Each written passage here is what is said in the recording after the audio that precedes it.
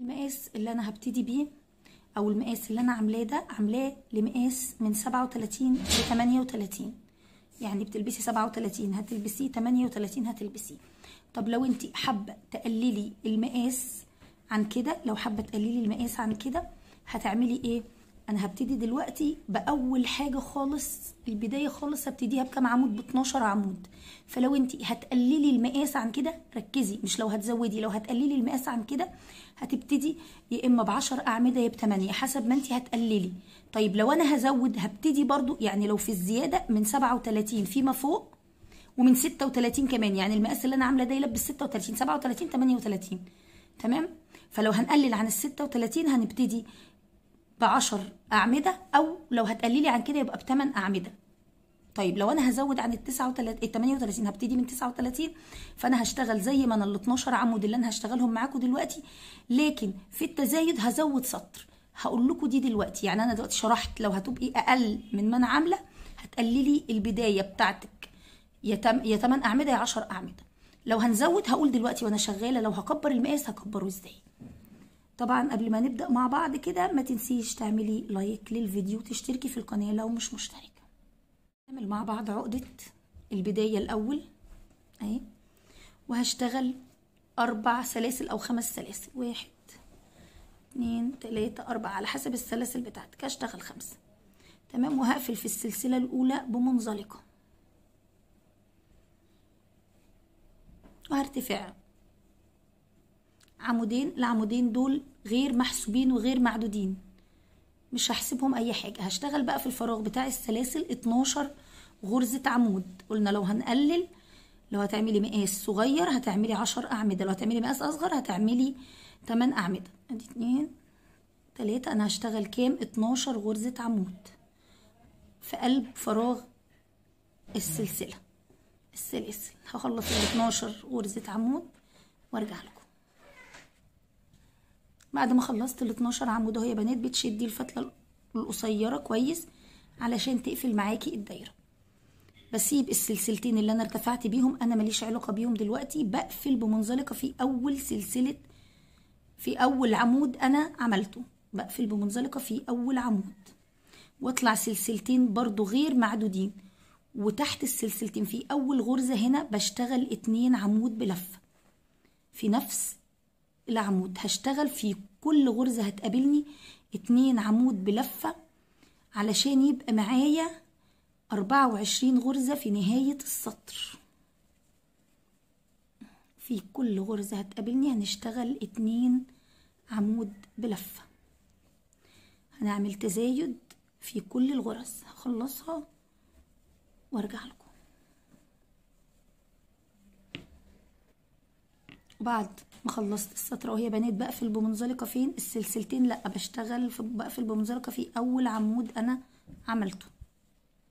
بعد كده بطلع سلسلتين ارتفاع غير معدودين، وباجي في اول غرزه برضو معايا تحت السلسلتين بدخل بعمل غرزتين عمود في نفس الغرزه. اللي بعدها بعمل غرزه واحده فقط. بشتغل كده غرزه فيها 2 وغرزه فيها 1. اللي بعدها هيبقى 2 في نفس الغرزة، اللي بعدها غرزة واحدة بس، وهكذا لنهاية السطر. واحدة فيها 2 واللي بعدها فيها 1 بس. هكمل لنهاية السطر وارجع لكم. تزايد بعد 1. يعني ايه تزايد بعد 1؟ نقول تاني، غرزة فيها 1 عمود 1 فقط، وغرزة التانية فيها عمودين. بعد ما وصلت لنهاية السطر بقفل بمنزلقة في أول عمود ارتفعته.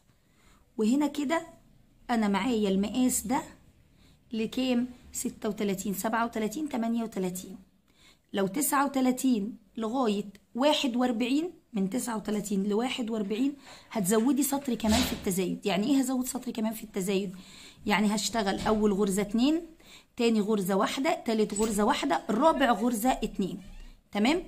وتكملي لنهاية السطر. يعني تزايد بعد 2، يعني هشتغل 1 الأول تزايد، وبعدين 2 من غير تزايد، والتالتة تزايد، 2 من غير تزايد، والتالتة تزايد. هتعملي سطر واحد بس كمان زيادة فوق التزايد لما هتعملي المقاس 39 40 41. تمام؟ طيب بعد ما اعمل السطر التزايد اللي هعمله كمان هعمل ايه؟ هتشتغلي بقى معايا زي ما هشتغل انا دلوقتي، اللي هو هعمل ايه؟ هطلع 3 سلاسل ارتفاع، وفي السطر ده ال3 سلاسل ارتفاع هتتحسب معايا عمود، وفي نفس المكان هعمل كمان 2 عمود عشان يبقى كده 3 اعمده. 3 سلاسل معايا المره دي معدودين. تمام، عملت كده ايه؟ دول بمثابه كده 3 اعمده. هسيب غرزتين وفي الثالثه هدخل اعمل 3 اعمده. 1 2 3. هنكررها بقى لنهايه السطر. نكرر ايه؟ نسيب غرزتين والتالتة نعمل فيها 3 اعمدة. 2 3. نكرر كمان مرة، نسيب غرزتين وفي الغرزة التالتة ندخل نعمل 3 اعمدة. 1 2 3. هخلص السطر بنفس الطريقة وارجع لكم. هتلاقيها بتلم اول ما بتعملي كده، لان احنا خلاص كده يعتبر ده ثبات. تمام، فهتلاقيها بتلم معاكي. هخلص لنهاية السطر، اسيب غرزتين والتالتة اعمل فيها 3 اعمدة. هخلصها وارجع لكم. هتوصلي لنهاية السطر هتلاقي معاكي غرزتين 2 باقيين اهم، هتسيبيهم وهنقفل بمنزلقة في تاني عمود. احنا عملنا ال3 سلاسل ارتفاع، لا انا هدخل في العمود واعمل منزلقة اهو. تمام، وايه؟ هقفل واقطع الخيط. طبعا لو انت حابة تكملي بنفس اللون، لو انت هتشتغلي الشراب لون واحد هتعملي ايه؟ يعني لو انا هشتغل بنفس اللون، يا ريتني قبل ما اقطع كنت هوريكم في لون تاني. هتمشي بمنزلقه العمود اللي بعده وتدخلي بمنزلقه في الفراغ وتطلعي 3 سلاسل زي ما هشتغل في الفراغ. تمام، هوريها لكم عملي في السطر التاني قبل ما اقطع الخيط، لاني هشتغل بعد كده بكل سطر لون زي ما انا عامله هنا. انا الدور اللي بعده كان اللون السيمون. لو انت بقى هتبدلي زي ما انا بدلت في الالوان، انا ايه؟ قفلت هنا خلاص زي ما انتوا شايفين كده، ودخلت الخيط جوه عشان اخفيه، وهاجي بعدها في الفراغ. ده في حاله ان انت هتغيري اللون زيي، مش هتشتغلي الشراب كله بلون واحد. تمام، هاجي بقى في الفراغ اهو وهدخل واعمل غرزه وارتفع 3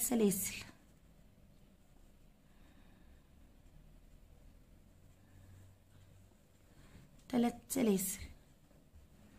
وهاجي هنا في قلب الفراغ جنبها واعمل 2 عمود. احنا قلنا ال3 سلاسل هنا بتتحسب كأنها اول عمود، وعملت 2 عمود. وهروح على الفراغ اللي بعده، الفراغ اللي بعديه. انا شغلي كله في الفراغات، وهشتغل 3 اعمده. غرزة جراني عادية خالص ما فيهاش اي حاجة. الفراغ اللي بعده 3 اعمده، وهكذا شغلي بس في الفراغ.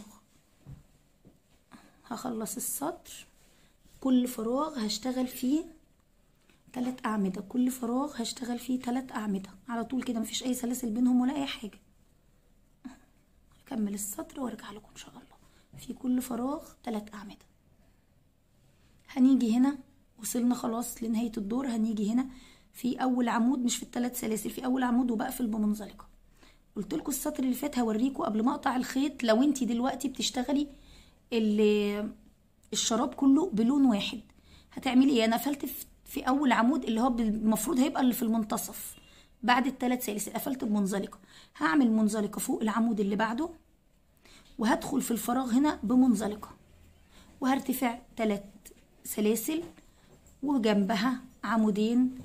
وكل سطر هعمل نفس الموضوع ده، همشي بمنزلقه لغايه الفراغ وهرتفع 3 سلاسل واكمل الدور لغايه النهايه، واقفل بمنزلقه برضو في العمود، وبعدين امشي بنفس الطريقه. لو انت شغاله الشراب بلون واحد، لو انت بتبدلي كل لون زيي فانت هتقفلي عادي بمنزلقه زي ما احنا قفلنا كده.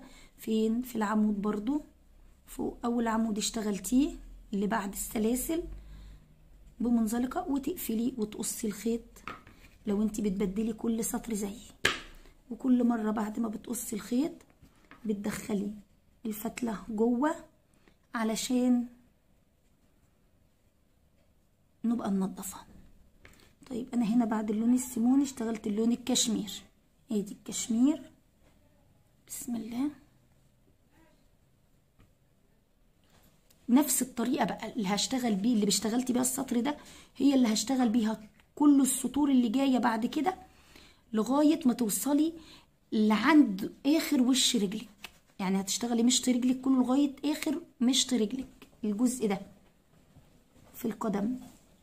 ماشي. انا هنا اشتغلت كام سطر؟ 1 2 3 4 5 6 7 8 9 10 11 سطر.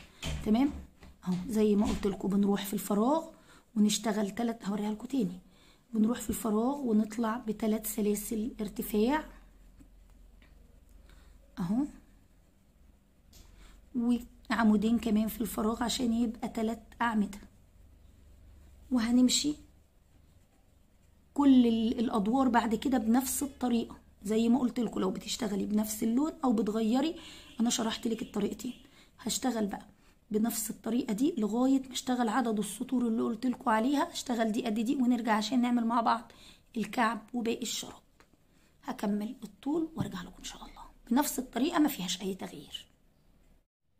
ده يا بنات اخر سطر معايا في وش القدم، ومش هقطع الخيط. وبفضل ان اخر سطر قبل ما اعمل الكعب يكون من نفس لون الكعب، اللي هو اللون الاساسي معايا، اللي هو لون الوش ولون الكعب ولون الكمر بتاع الاستك بتاع الشراب. تمام. يعني انا اخر لون عملته باللون ده. طيب انتي دلوقتي معاكي هتبقى معاكي 12 غرزة جراني اللي هما التلاتات دول. معاكي ادي 1 2 3 4 5 6 7 8 9 10 11 12. تمام. هنقسمهم بالنص بالظبط، هيبقى 6 فوق و6 تحت. هشتغل على ال6 اللي تحت بس. تمام. معايا اول غرزة هنا اللي هي غرزة العمود اللي معايا ده. انا مش هعمل ارتفاع. نشوف انا برتفع العمود ازاي عشان انا هشتغل اعمدة. تمام. هدخل هنا في اول غرزة من غير ما اي ارتفاعات، هدخل هنا واعمل غرزة حشو. تمام.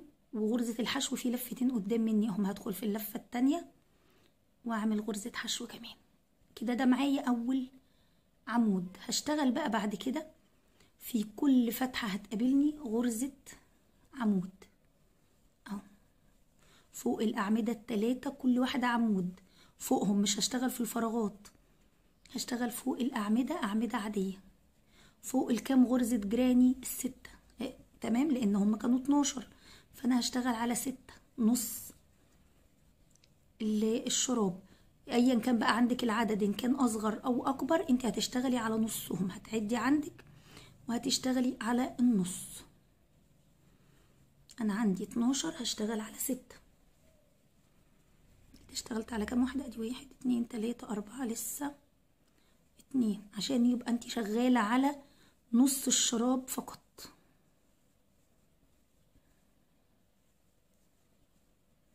كل غرزة عمود. هشتغل اعمدة يا بنات عادية، ما بشتغلش في الفراغات زي ما كنت بشتغل قبل كده.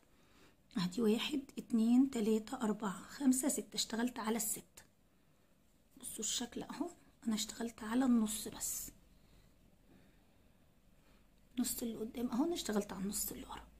هرتفع بنفس الطريقة اللي عشان اشتغل بقى هشتغل عليها اعمدة رايح جاي اعمدة. هشتغل كام سطر؟ انا كده اشتغلت سطر واحد، هشتغل عليه 9 اسطر عشان يبقى معايا 10 اسطر للكعب. تمام. لو انتي هتكبري المقاس هتزودي سطر واحد، هتزودي قصدي سطرين سوري. لو انت يعني مثلا من 39 ل 41 هشتغل للكعب، مش هشتغل 10، هشتغل 12، ولو بقلل هشتغل 8. تمام. طيب انا دلوقتي هنرتفع ازاي؟ هلف من غير اي ارتفاعات وهدخل في اول غرزة واعمل غرزة حشو.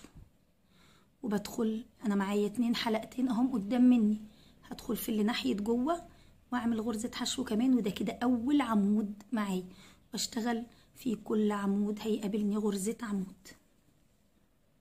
وده كده تاني سطر. انا عايزة الاجمالي معايا يبقى 10 سطور كده. ده تاني سطر هشتغل فوقه 8 بنفس الطريقة. فوق كل غرزة عمود هشتغل جزء طويل كده بالاعمدة فقط، وهو بلون واحد اللي انا شغالة بيه. لو انت شغالة الشراب بتاعك كله لون واحد خلاص انت هتبقي مش هتقطعي ولا هتوصلي، هتشتغلي بنفس اللون. ارتفع معاكم بس سطر كمان علشان أأكد على أول غرزة في السطر وآخر غرزة.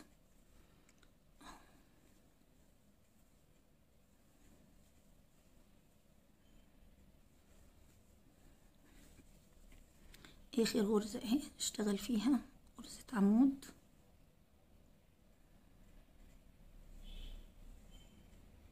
هلف الشغل زي ما قلنا بدون أي ارتفاعات، وفي أول غرزة هدخل وأعمل غرزة حشو، وهدخل على اللفة اللي ناحية جوه أو اللفة الداخلية في غرزة الحشو وأعمل كمان حشو كده. ده أول عمود.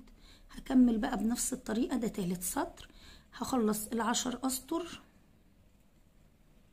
ده التالت من ال10. تمام. هخلص فوقه 7 سطور، وتركزي لأن انت كل فردة هتعملي منها 2، فلازم العدد هنا يبقى هنا في كل حاجة عشان يبقى المقاس 1. هخلص ال10 سطور وارجع لكم ان شاء الله بأمر الله. خلصت يا بنات ال10 سطور اللي قلت لكم عليهم، وقبل ما اقفل هسيب حتة خيط كده عشان هخيط بيها واقطع. وتجيبي الاول قبل ما اجيب ابرة التنظيف هقفل الاول الغرز. انا ما قفلتهاش الغرزة اهي خلاص. تمام اهو ال10 سطور اهو، 1 2 3 4 5 6 7 8 9 10. تمام كده. طيب هجيب ابرة التنظيف او ابرة التشطيب، ابرة خياطة، اي ابرة تجيبيها معاكي. على فكرة انا نسيت اقول لكم انا شغالة بابرة نوع رقم كام. انا شغالة بابرة 3، وطبعا حسب ما انتي هتشتغلي، حسب شدة ايديكي للخيط، وحسب طبعا نوع الخيط اللي هتشتغلي بيه. ممكن تكوني بتشتغلي بخيط ارفع او اتخن. انا عايزة اتني ده كده واخيط، بس طبعا هتنيه لبره. ليه لبره؟ علشان لما اخيط واجي اقلبها تبقى الخياطة جوه مش بره. فانا هتني دي كده. انا عاملة 10 سطور، هاجي هنا كده هيبقى 5 قدام 5 اهو. هتني على غرز الاعمدة مش على الجراني، ماليش علاقة بالجراني. وهدخل هنا كده غرزة قدام غرزة واخيط. اخيط الحتة الناحية دي والناحية التانية. هنشوف ازاي. غرزة قدام غرزة، خياطة عادية خالص. غرزة قدام غرزة.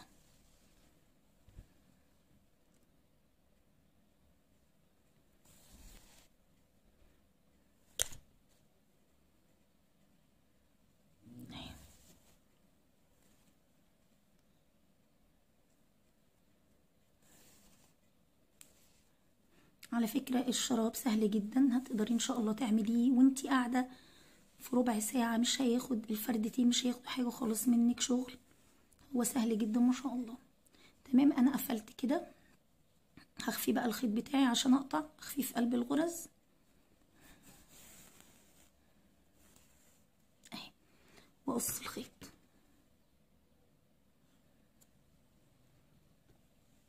وبنفس الخيط بتاعي انا طبعا قص حته طويله تكفي اقطع. اخيط الناحيتين، ما كنتش عامله حسابك عادي الضميها تاني. انا قفلت الناحيه دي، هاجي اقفل الناحيه التانية بنفس الطريقه. ادخل كده اهو،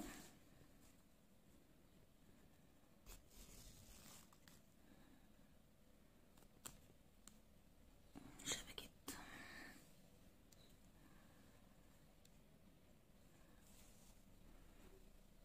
سيبي حته كده خيطي عليها.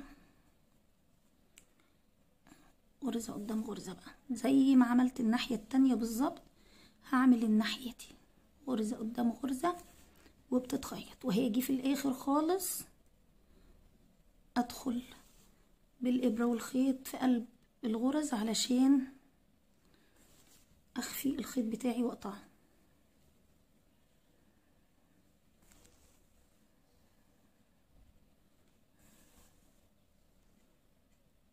انا اشتغلت على الحته بتاعت البدايه في الخياطه بس كده اهي، علشان أأمن الشغل بتاعي. بس كده انا قفلتها. هدخل دي كده تأمين بس واقطع الزيادات اهو. تمام. طبعا زي ما قلت لكم انا كنت تانية القطعة دي لبره، هعمل ايه؟ هدخل بقى كده لجوه كده واقلبها كده. تمام. ده هيبقى الكعب بتاعي. ماشي. هاجي بقى الضم اللون اللي هشتغل بيه واشتغل عليها تاني جراني. انا هنا لضمت اللون السيمون اهو.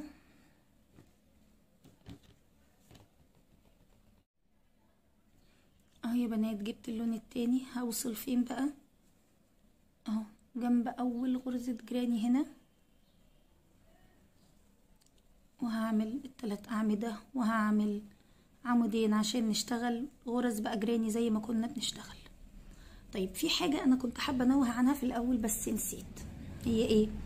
انا طبعا فتلة البداية معايا اهي دي انا ما بشتغلش عليها. ليه؟ في الجراني دي حاجة مهمة جدا. يعني مثلا انا جيت حطيت اهو في الجراني، ده مش امان ابدا ابدا ابدا انك تاخديها تحت الغرز. بصي بتبقى معرضة انها تبان، تشديها كده بتتفك، ماهيش امان خالص. غرز الجراني انا بنضفها فتله فتله، الفتل كلها جوه هنا ما اشتغلتش على حاجه فيهم. غرز الجراني ما بتشتغليش على الفتله معاكي، بتنضفيها بالابره بتاعه التنظيف في قلب الغرز، وهوريكم ازاي. تمام. هوريكم بعد ما اخلص السطر ده وانا بقطع الخيط هنضفه معاكم علشان تشوفي طريقه التنظيف. ما تشتغليش على الغرز وتقولي انا هشتغل عليها اول باول وهبقى منضفه اول باول. لا، غرز الجراني اشتغلتي شراب، اشتغلتي لكلوك، اشتغلتي شال بجراني وبتغيري الالوان، اشتغلتي اي فستان بلوز، اي حاجه فيها غرز جراني التنظيف فيه ما بيبقاش تحت الغرز. يعني مش زي مثلا غرز الحشو باخدها تحت باخد الخيط تحت الشغل، او غرز العمود. انما في الجراني لا، علشان الفراغات دي. تمام. انا كده بشتغل فوق في الفراغات اهي، فوق كل فراغ بشتغل غرزة جراني اهي. تمام اهو. طيب هاجي كده بقى ايه على الجزء بتاع الكعب على طول اهو، عايزة اشتغل فيه. هسيب غرزتين وهدخل في الغرزة التالتة واشتغل فيها 3 أعمدة زي ما كنت بشتغل في الأول على البوز بتاع الشراب اهو. وبعدين أسيب غرزتين وفي التالتة هدخل أشتغل غرزة جراني، وهكذا بقى للنهاية. هسيب غرزتين وفي التالتة هدخل أشتغل غرزة جراني اهو يا بنات. وصلت لآخر غرزة بقفل بمنزلقة في العمود، أول عمود عملته مش في السلاسل.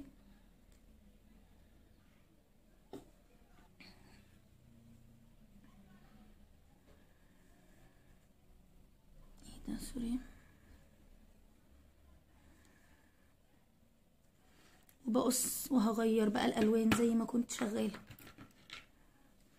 تركزي كويس قوي. انت عملتي هنا غرز اللي انت اشتغلتيها بتاعه الجراني دي، تعدي الغرز بتاعتك بتاعه السطر ده تبقى نفس غرز السطر المقابل ليها. زي ما قلنا اي حاجه بتشتغليها، اي حاجه بتشتغليها قطعتين لازم تعدي وتأمني نفسك كويس في العدد. هكمل بقى اللون ده عفوا اهو يا بنات. وهتوصلي بقى اللون التاني وهتشتغلي بنفس الطريقة اللي كنا بنشتغل فيها في الأول، كل سطر لون أو الألوان لون واحد براحتك. هتشتغلي بقى عدد سطور لغاية طول الشراب اللي انت عاوزاه. الطول ده متروك ليكي، يعني انت حابة طويل، حابة قصير، حابة ان شاء الله تعملي لغاية الركبة، انت حرة. تمام. شراب قصير شراب طويل براحتك. انا هنا اشتغلت للشراب المقاس اللي معايا ده او الشراب الطول اللي انا معايا ده، هقول لكم اشتغلت كام سطر.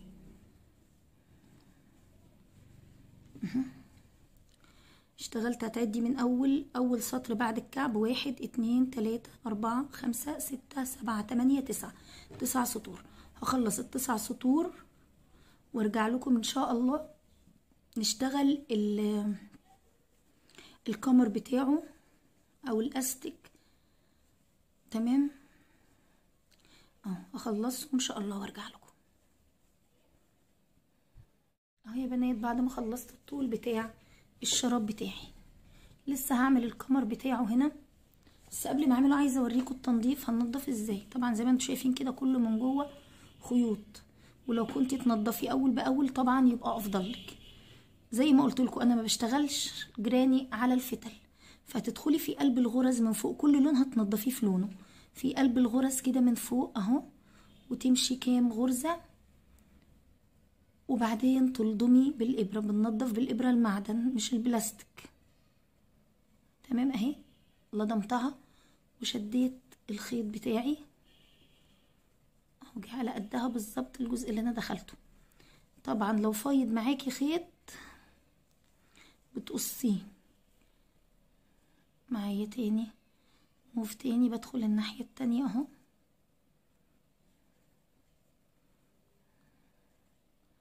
وتلضمي الخيط بتاعك وتشدي اهو. باقي معايا خيط بقصه بالمقص زي الفل كده. طبعا هتنضفي بقية الشراب بنفس الطريقة، بس انا هنا هشتغل وبعدين ابقى انضف. هجيب بقى اللون الاساسي بتاعي اللي انا شغالة بيه، اللون الاساسي اللي عملت منه بداية الشراب والكعب. اللون ده عملت بداية الشراب والكعب، وهجيبه واوصل هنا في حتة خيط،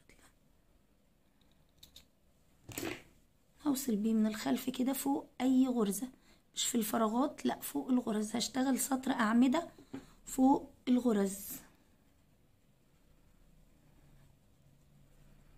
سلسلتين ارتفاع، وفي نفس الغرزة هعمل غرزة عمود،